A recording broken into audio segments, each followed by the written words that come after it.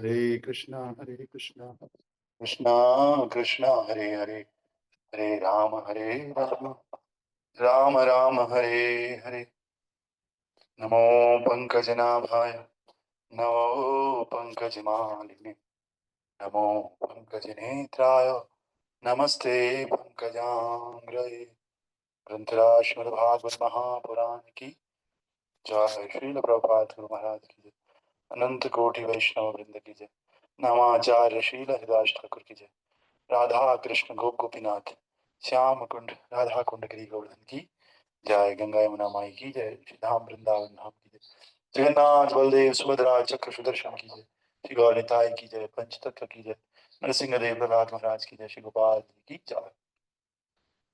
तो आप सब भक्तों का स्वागत श्रीमद् भागवतम की कक्षा में।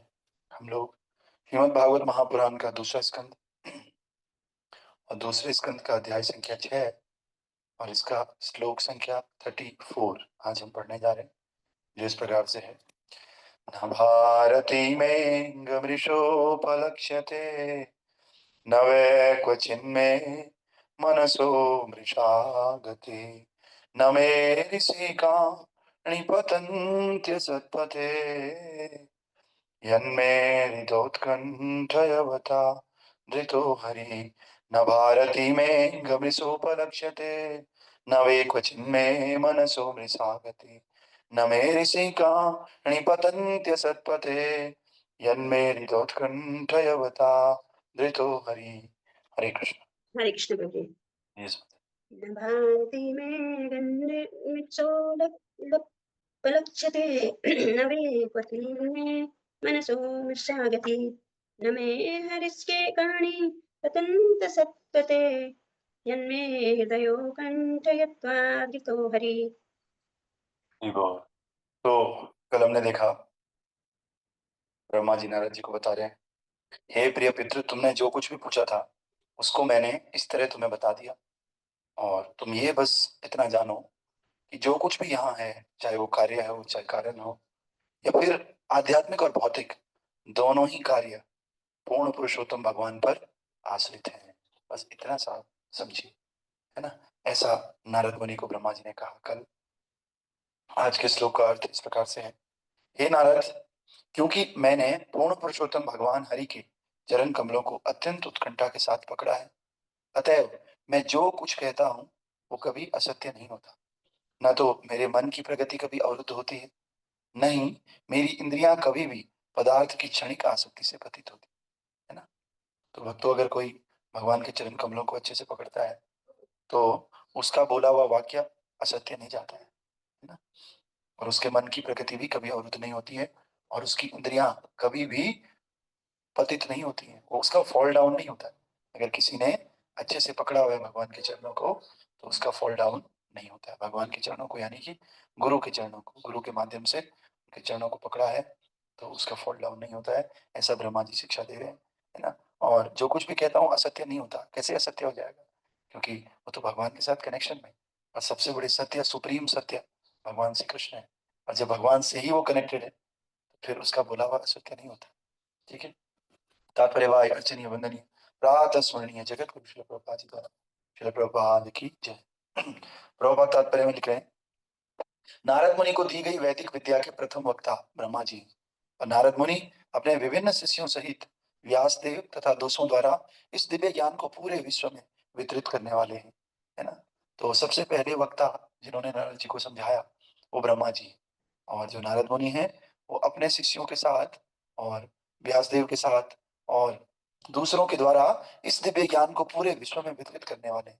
अब ये ज्ञान को कौन पूरे विश्व में फैलाएगा? नारद जी फैलाएंगे। कभी ध्रुव को ज्ञान देंगे, कभी प्रहलाद को ज्ञान देंगे, है ना। ऐसे करके कभी वेद व्यास जी को ज्ञान देंगे, है ना। इस प्रकार से नारद मुनि अब इसको वितरित करने वाले हैं। इसी प्रकार से हमको भी प्रीचिंग करनी चाहिए। हमें ज्ञान लेना चाहिए किसी सोर्स से, और उस ज्ञान को लेकर के प्रयास करना चाहिए, बांटना चाहिए लोगों के अंदर, है ना। वैदिक ज्ञान के अनुयायी ब्रह्मा के कथनों को अकाट्य सत्य मानते हैं।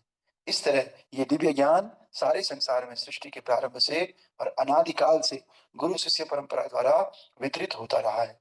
ब्रह्मा इस भौतिक जगत के पूर्ण मुक्त जीव हैं, और अध्यात्म ज्ञान के किसी भी निष्ठावान जिज्ञासु को ब्रह्मा के वचनों को अमोघ मानना पड़ेगा, क्योंकि इस सृष्टि के प्रथम जीव ब्रह्मा जी हैं, सबसे बड़े विद्वान ब्रह्मा जी हैं इस सृष्टि में, और प्रथम पुरुष इस सृष्टि के ब्रह्मा जी।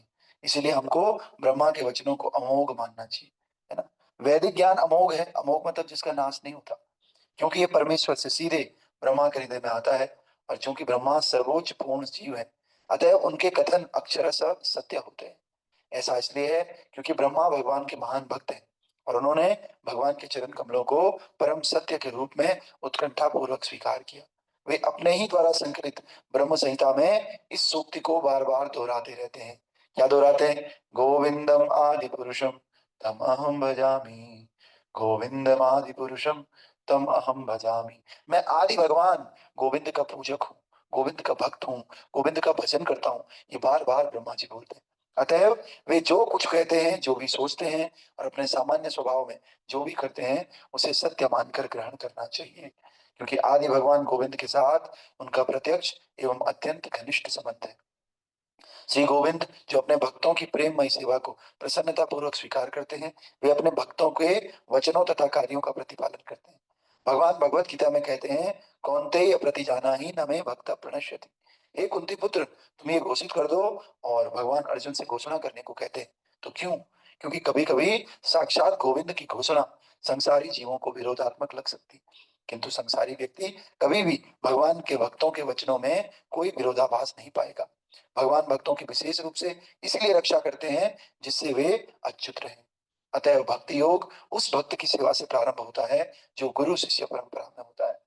भक्तगण सदैव मुक्त रहते हैं, किंतु इसका यह अर्थ नहीं होता कि वे निर्विशेष हैं, है ना? भगवान शाश्वत व्यक्ति हैं, और भगवान के भक्त भी शाश्वत व्यक्ति हैं, क्योंकि मुक्त अवस्था में भी भक्त की इंद्रियां रहती हैं। अतएव वो सदैव व्यक्ति रहता है, क्योंकि भक्त की सेवा भगवान द्वारा पूर्ण आदान प्रदान के रूप में स्वीकार की जाती है। अतएव भगवान भी अपने पूर्ण आध्यात्मिक शरीर में पुरुष है। तो ये जो निर्विशेषवादी या निराकारवादी की जो फिलोसफी है, प्रभुपाद इसको यहाँ पर खंडन कर रहे हैं। और प्रभुपाद बता रहे हैं कि भले ही आध्यात्मिक जगत में जीव मुक्त है, मुक्त का मतलब ऐसा नहीं है कि वो निराकार हो गया, ज्योति में लीन हो गया। मुक्त की मीनिंग है उसको आध्यात्मिक शरीर मिल गया, उसके पास सारी इंद्रियां हैं, लेकिन वो जो शरीर है पूरी तरह से दिव्य है। भगवान का शरीर भी दिव्य है, और जब उनके भक्त जीव मुक्त हो जाते हैं तो उनका शरीर भी दिव्य शरीर हो जाता है ना? तो लेकिन रहते भगवान भी हमेशा व्यक्ति हैं, और भगवान के द्वारा बनाए गए ये जो भक्त हैं, जीव हैं, ये भी हमेशा व्यक्ति के रूप में रहते हैं, है ना? तो इसका मतलब भगवान का पर्सनल फॉर्म है। भक्त की इंद्रियां भगवान की सेवा में लगी रहने के कारण मिथ्या भौतिक भोग के आकर्षण द्वारा कभी भी डेविएट नहीं होती है। भक्त की योजनाएं कभी व्यर्थ नहीं जाती। इसका कारण है भक्त की भगवान की सेवा में श्रद्धापूर्ण आसक्ति। सिद्धि तथा मुक्ति का यही मानदंड है। ब्रह्मा से लेकर मनुष्य तक सारे जीव तुरंत ही मुक्ति के पथ पर अग्रसर होते हैं, यदि उनकी आसक्ति आदि भगवान श्री कृष्ण में अपार निष्ठा के साथ होती है। तो भगवान भगवत गीता में इसकी पुष्टि कर रहे हैं 14वें अध्याय में। माम चयो व्यभिचारेण भक्ति योगेन सेवते सौ गुणान समतीत्यतान ब्रह्म भूयाय कल्पते। अतएव जो कोई हृदय तथा आत्मा से दिव्य प्रेममय सेवा के माध्यम से भगवान के घनिष्ठ संपर्क में आने का इच्छुक है, उसके वचन तथा कर्म सदैव अमोघ रहेंगे, है ना? तो जो भगवान की सेवा में तत्पर रहना का जिसका इच्छा है, वो व्यक्ति हमेशा उसके वचन और कार्य दोनों ही अमोघ रहते। अमोघ मतलब उनका क्षय नहीं होता, उनका नाश नहीं होता। तो भगवान के जो श्रद्धा से हम कार्य करेंगे वो भक्ति कहलाती है, और भक्ति के कार्यों का कभी नाश नहीं होता। भक्ति के कार्य हमेशा अमोघ रहते हैं। जैसे आपने हरिनाम किया, भगवान की कथा सुनी, तो जो ये आपका बैंक बैलेंस बना, अकाउंट बना, भक्ति का अकाउंट, ये कभी नाश नहीं होता, अमोघ रहता है, क्योंकि ये अमोघ भगवान श्री कृष्ण के प्रति किया गया है। तो अमोघ भगवान के प्रति किया गया कार्य भी अमोघ ही रहता है ना?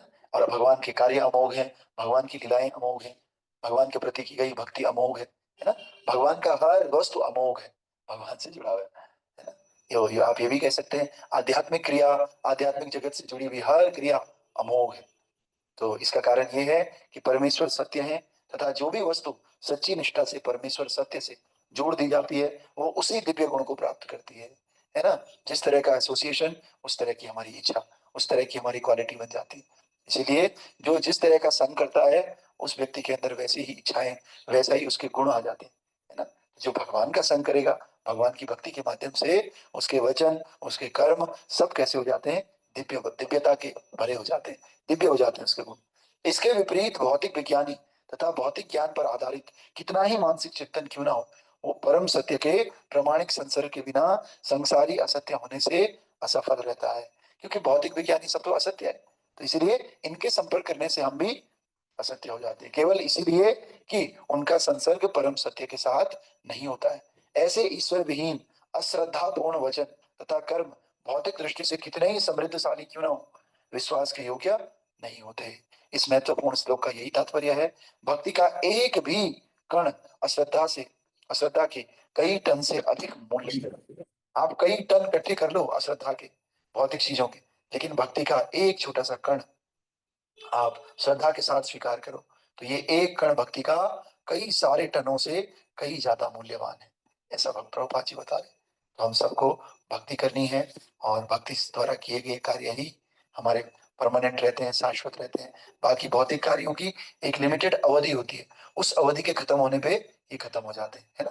जैसे पिछले साल कोई मान लिया 11th क्लास में था, उसने जो भी पढ़ा वो 11th के लिए पढ़ा, खत्म हो गया, है ना। अब उसको 12th के लिए दोबारा पढ़ना पड़ेगा, है ना। तो ऐसा भक्ति में नहीं होता है। जो आपने एक बार कर लिया वो आपका स्टोर्ड हो गया, है ना। फिर आप स्टोर करके उसका बेनिफिट ले सकते हैं। ग्रंथराज श्रीमद्भागवत महापुराण की जय।